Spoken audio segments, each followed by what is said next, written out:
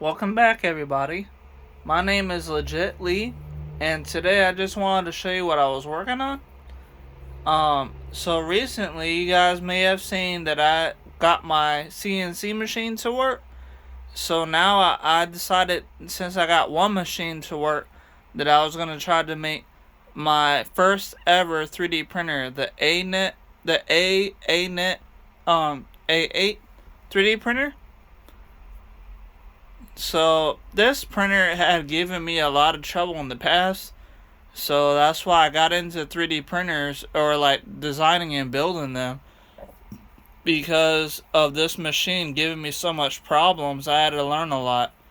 So today I'm just showing you that I got another MKS Gen L motherboard connected, and it has auxiliary 1 and 2 for this um LCD. It's not the full graphics. I do have one, but this is the discount version, not the full graphics one. And I even had bought a long time ago the Noctua fan to cool the hot end, and that is a Chinese variant of the V6 extruder. And I have a cooling fan for whenever it prints. And I have everything connected to my USB cable right here, to my laptop over here. So I got Pronterface on here, and it is connected. And I decided to set the temperature to 200, and the heated bed on the hot end is at 200, and the heated bed is at 60.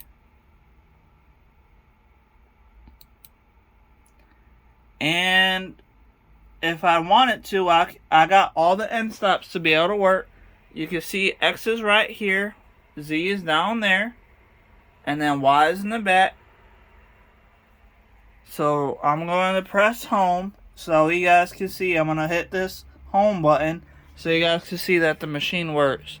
And I got two Z-axis motors, one over here and one over there for left and right. And they're running on these 8mm threaded rods with the T nut, I think is what it's called, right there. So I'm going to hit home now so you guys can see that it can home, and that everything's going to hit the end stops. You can see that the Z is working, and there it goes, it hit. And now the bed is moving back to the end stop. Done. Finished. And now the Z is going down on both sides. So in a second, it's going to hit that end stop down there. And I try to make sure that the bed and everything was really close. And I used paper, like how they always show you to use for bed leveling. There it goes. I homed it. So what I'm going to do now is I'm going to raise it up another 20mm high. So I'm going to have to hit 10 twice on Pronterface over here. So 1,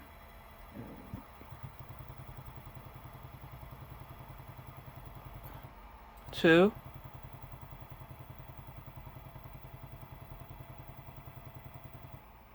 3.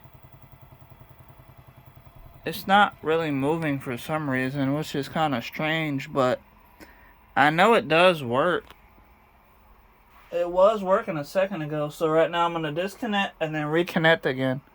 Disconnect and then reconnect. There it goes. And I'm going to make sure that I have the heat set to 200 and the heat bed to 60 degrees Celsius.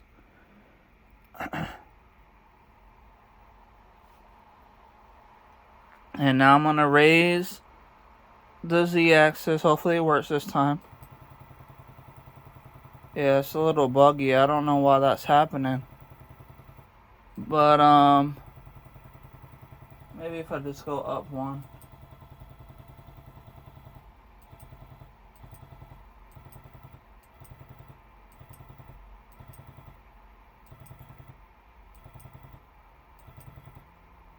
Yeah, I'm not sure what's happening with that. But the reason why I was even trying to go up is because I want to show you guys that I can extrude some filament out when it's set at 600 degrees Celsius. So I'm going to hit the extrude button. It's going to put out 100 millimeters of filament. So I'll hit it now because it is set for 200 degrees Celsius. You can see it on the LCD. So now I'm going to hit the button to extrude. And there it goes. It's starting to move it. And you're going to see a little bit of filament come out here.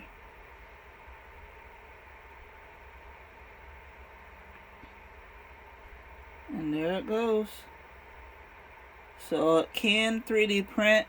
I just need to get my SD card and to upload a STL to the SD card. Yeah, it's a STL. You can get those from Thingiverse. That's usually where I'm at. Or you can design your own using like Blender, like how I do. But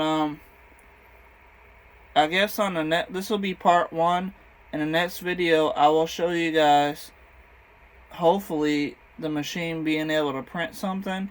I'm gonna probably try to do my centering target that I did on a video years ago, so that way you guys can see that the bed is centered. Well, the print is centered and that everything is printing out okay. And you can see that the filament is coming out, and it should be done now. So now I'm gonna just move the bed forward a little bit. So 10 forward, 10 forward, 10, 10, 10, 10, 10. And then I'll move the X over to the right. So you guys can see that everything is pretty much working. And I can even turn on the fan spindle for the print for when it's printing. The cooler for it is M106, I think. 106. So now all I gotta do is input that information right here. And then hit send. And that should do it. And then you'll be able to see that fan start spinning right there.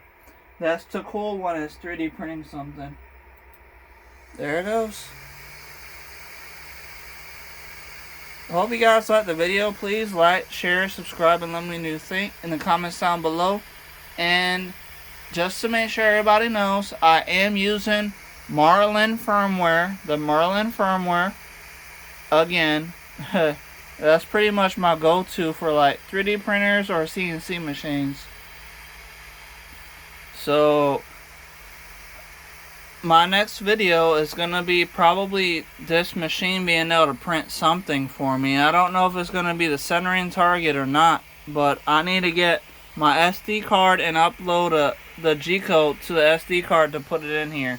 And you can see right in that slot right there, you can hold a regular SD card, not the micro or anything. I mean, I do have micros that have the attachment for the regular SD card.